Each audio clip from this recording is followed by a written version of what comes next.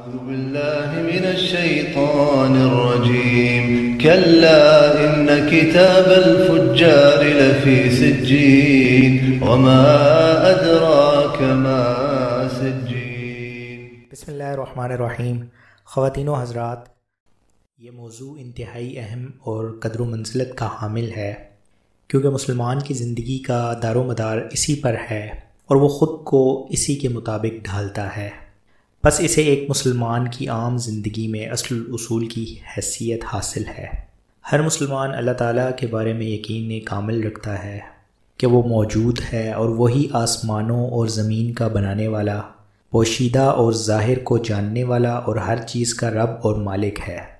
اس کے سوا کوئی حقیقی معبود نہیں اور اس کے علاوہ کوئی پالنے والا نہیں۔ وہ صاحب عظمت و جلال، جملہ صفات کاملہ سے متصف اور ہر عیب اور نقص سے مبرہ ذات ہے۔ یہ عقیدہ محض اللہ تعالیٰ کی ہدایت اور توفیق سے مسلمان کو حاصل ہوتا ہے، تاہم اس کے بہت سے عقلی اور نقلی دلائل ہیں۔ قرآن پاک میں اللہ تعالیٰ نے اپنی ہستی، مخلوق کی تربیت اور اپنے اسماء و صفات پر تفصیل سے روشنی ڈالی۔ ارشاد باری تعالیٰ ہے، تمہارا رب اللہ ہے جس نے آسمانوں اور زمین کو 6 دنوں میں پیدا کیا اور پھر وہ عرش پر مستوی ہوا۔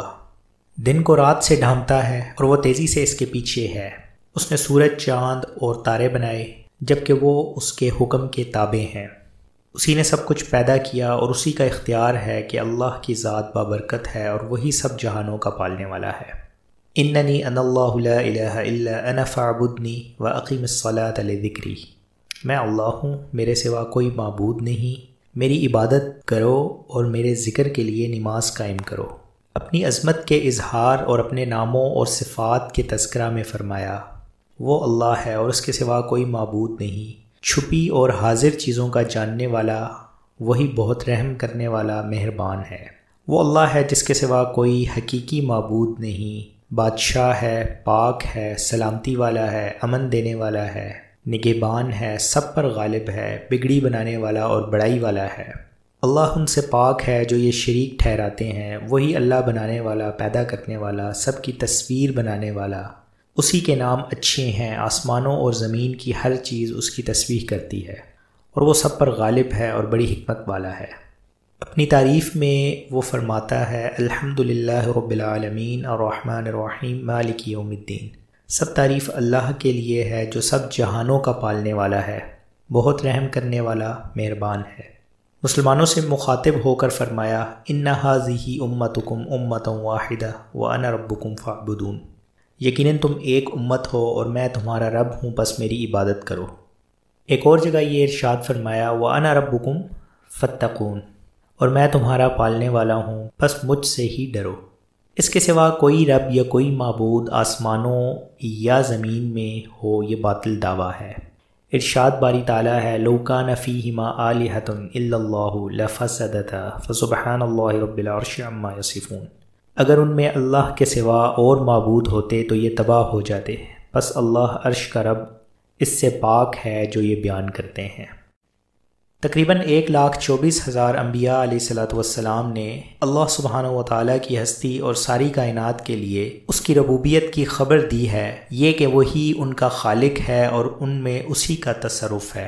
اللہ سبحانہ و تعالیٰ نے ہر نبی اور رسول کے پاس اپنا قاصد بھیجا یا اس سے کلام کیا یا اس کے دل میں القاء کیا، جس سے انہیں اللہ سبحانہ و تعالیٰ کے کلام اور وحی کا یقین ہوا۔ مخلوقات میں سے برگزیدہ انسانوں کی اتنی بڑی تعداد کو جنہوں نے اللہ سبحانہ و تعالیٰ کے وجود کی خبر دی، جھٹلا دینا عقلاً محال ہے، اور یہ بھی ممکن نہیں کہ انہوں نے جھوٹ پر اتفاق کر لیا ہوگا اور بغیر تحقیق اور علم اور بلا یقین و جزم ایک غیر محقق اور غیر مستند بات کا اعلان کر دیا، جبکہ انبیاء علیہ السلام کا یہ گروہ پاک بازی، عقل و دانش اور سچائی میں تمام انسانوں سے فائق اور بہترین ہے۔ کروڑوں انسان اللہ سبحانہ و تعالیٰ کو مانتے ہیں، اس کی عبادت اور اطاعت کرتے ہیں، جبکہ انسانی مزاج میں ہے کہ چند آدمیوں کی خبر کا بھی اعتبار کر لیا جاتا ہے۔ اس کے علاوہ یہ جس ذات پر ایمان رکھتے، اس کی خبر دیتے اور اس کی عبادت کرتے اور اس کا تقرب حاصل کرتے ہیں، عقل و فطرت بھی اس کی صحت کی گواہی دیتی ہے۔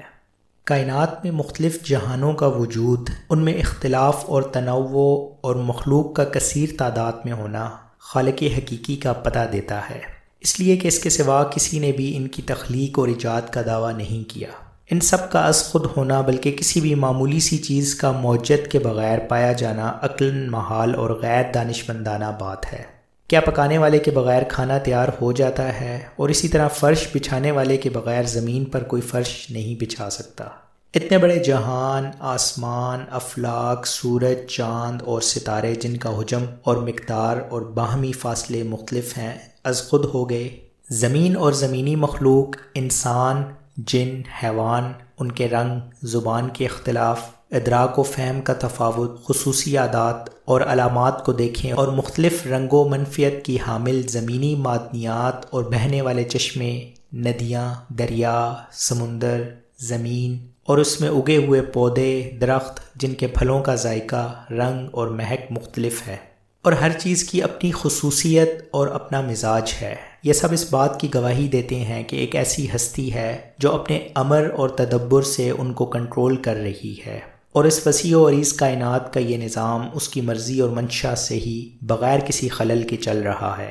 ہمارے پاس اللہ سبحانہ و تعالیٰ کا کلام ہے جسے ہم پڑھتے ہیں اور اس میں غور و فکر کرتے ہیں اور اس کے معنی سمجھتے ہیں۔ کیا کوئی کلام بولنے والے کے بغیر ہو سکتا ہے؟ اور قائل کے بغیر قول کا تصور کیا کیا جا سکتا ہے؟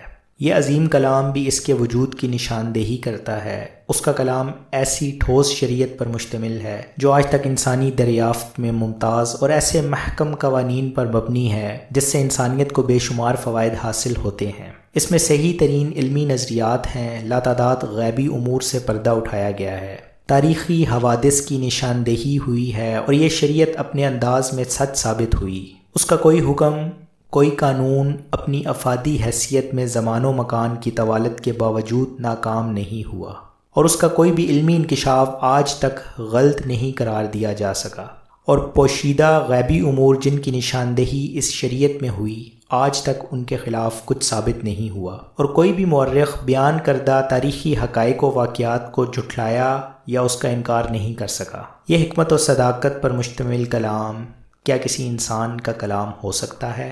یہ محال ہے اور انسانی طاقت اور قدرت سے کوسوں دور۔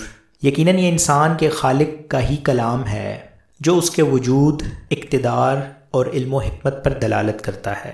کائنات کی تخلیق و تکوین اور نشوونما میں اس لطیف مگر مضبوط نظام پر غور کیجیے کہ کس طرح زندہ کائنات ایک ہی نظم میں پروئی ہوئی ہے جس سے وہ کسی صورت انحراف نہیں کر سکتی۔ مثلاً انسان ہے، اس میں ایک عجب انداز سے جب اس کی تخلیق ہوتی ہے تو وہ کچھ تدریجی مراحل طے کرتا ہے جس میں اللہ تعالیٰ کے سوا کسی کا دخل نہیں، اور پھر ایک مکمل انسان کا وجود ہوتا ہے، اور اس کی تخلیق اور تکوین، نشوونما، اس کا بڑھنا، اس کا بچپن، اس کی جوانی، اس کا بڑھاپا، ان سب میں عبرت اور نصیحت کے بے شمار پہلو ہیں۔ فطرت کے یہ اصول جو انسان و حیوان میں کار فرما ہیں، اشجار اور نباتات کے اندر بھی ہیں، اور اسی طرح بلند و بالا افلاک اور آسمان پر چمکتے ہوئے ستاروں میں بھی، یہ سب ایک ضابطہ کار کے پابند ہیں اور اس سے باہر نہیں جا سکتے، ایک ہی دھاگے میں پروئے ہوئے ہیں جس سے وہ نکل نہیں سکتے۔